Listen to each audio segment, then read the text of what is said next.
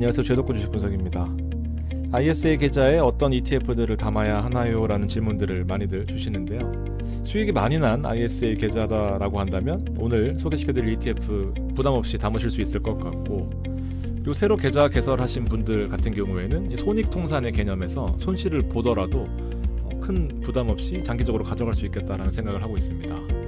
오늘 ETF들 살펴보시고요. 도움이 되실 만한 포인트들을 가져가셨으면 좋겠어요. 최근에 코스피의 두 개의 화두는요. 첫 번째가 배당 분리과세 이야기고요. 두 번째가 자사주 소각 의무화입니다. 5천을 가려고 하면 이제 두 가지 모멘텀이 반드시 필요하다라는 생각이고, 이 배당소득 분리과세 이야기는 이제 계속 나왔던 얘기고요. 자사주 소각 의무화는 생각보다 시간이 많이 걸릴 것이다라고 제가 말씀을 드리고 있는데 반드시 필요한 포인트 중에 하나입니다.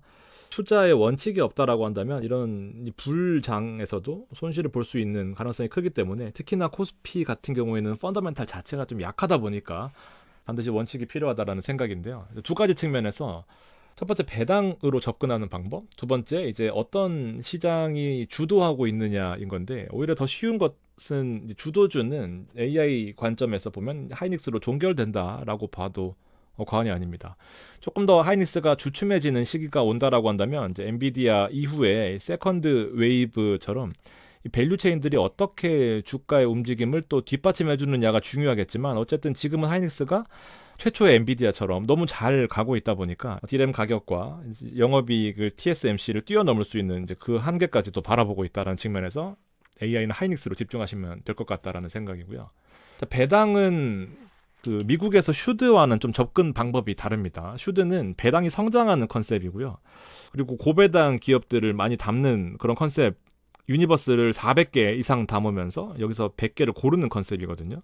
우리나라에서 10년 연속 배당을 지급한 회사는요, 제가 블룸버그 데이터를 뽑아본 결과 현대차부터 좋은 종목들 다 들어가 있잖아요. 연속 배당한 기업들 쭉 나열되어 있습니다만 5년 이런 거 빼고요. 조건은 시가총액이 1조 이상, 웬만해서는 좀 큰 조건들을 걸었다라는 어떤 허들이 있긴 하지만 10년 이상 배당을 지급한 회사가 43개밖에 없어요. 15년 이상은 34개고요. 20년 이상 배당을 지급한 회사는 24개입니다. 아무래도 미국 대비해서 이 배당의 연속성이나 어떤 배당금의 크기로 이 배당 기업들을 선별하기가 어려웠겠다라는 생각이 듭니다. 자, 그래서 코스피 핵심이 지금 배당 분리과세잖아요.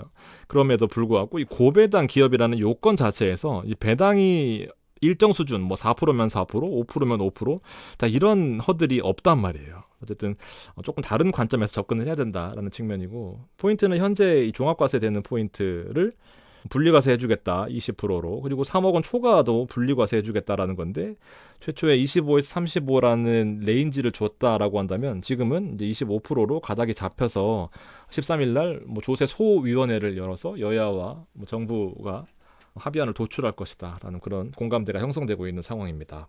어쨌든 지금 배당 성향이 40% 이상이거나 배당 성향이 25%밖에 안 되지만 3년 평균 대비해서 5% 이상 증가한 기업을 이제 고배당 기업이다라고 요건 정의를 해놓고 있는 상황인데요.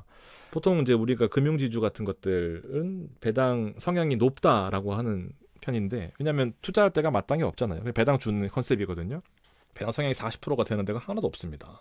현실적인 이슈고요.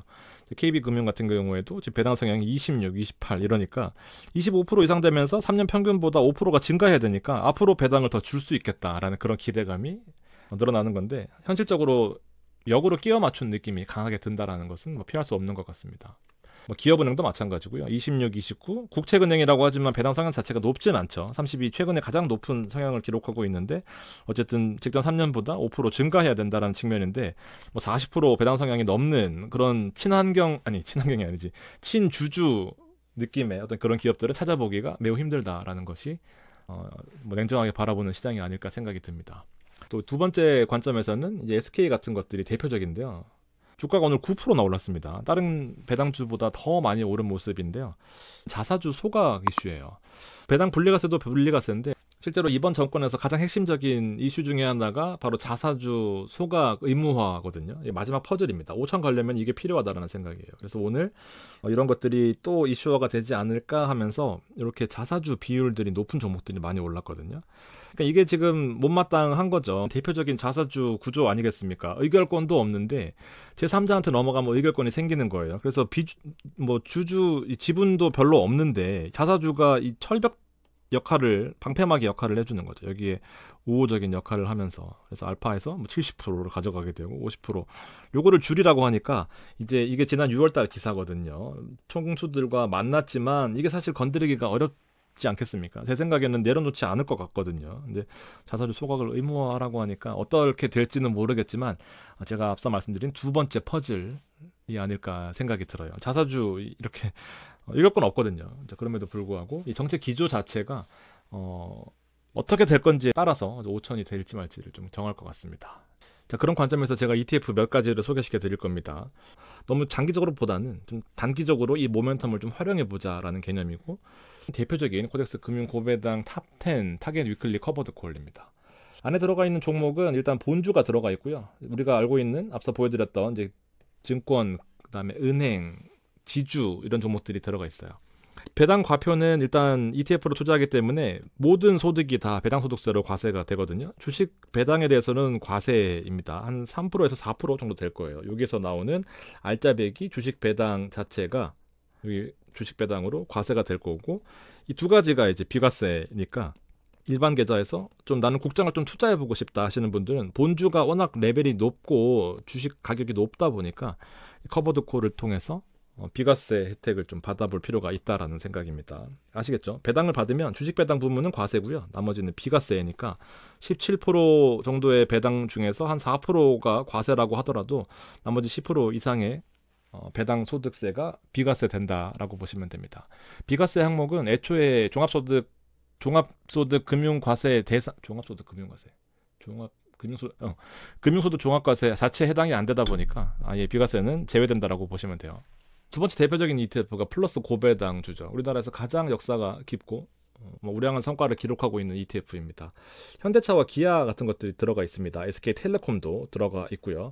배당 수준은 보시면 아시겠지만 지금 많이 증가한 상태로 약 한 9% 정도의 연배당을 월로 지급하고 있는 형태다라고 보시면 되고, 본주의 성격을 띠고 있는 ETF입니다. 그러니까 여러분들이 커버드콜이나 이런 배당 과세 헷갈린다 하시는 분들은 본주로 투자하시는 것도 플러스 고배당주의 매력 중에 하나다라는 거고, 세 번째는 제가 26년도에 트렌드가 될 것이다 라는 포인트인데, 이 커버드콜에 대해서 불신하시는 분들도 많고, 그리고 결국에는 이 성장과 배당을 같이 가져가는 컨셉이 장기적으로 안전하게 우상향하는 데 일조한다라고 봤을 때, 이 키움 한국 고배당 미국 AI는요, 보시면 아시겠지만 엔비디아도 들어가 있고 DB 손해보험도 들어가 있고 애플 이런 것도 들어가 있습니다.